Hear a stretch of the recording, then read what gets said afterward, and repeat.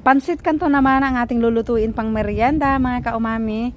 Maglalagay tayo ng coconut oil sa isang kawali, garlic, maraming sibuyas. Gigisahin lang natin ito hanggang sa bumango at hipon ang ating isasahog. Nilagyan ko ng paminta at sinangkot sa lang sandali ang hipon at tinanggal muna para hindi ma-overcook.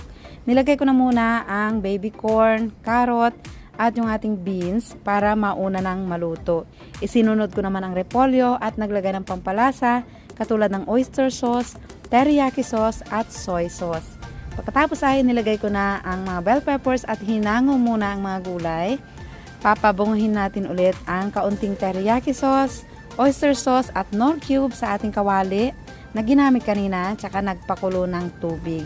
Ilalagay na natin yung ating pansit canton at pinaghiwa-hiwalay ko na muna para madali natin itong maluto at haluin. Pagkatapos ay ibinalik ko na yung ating mga gulay.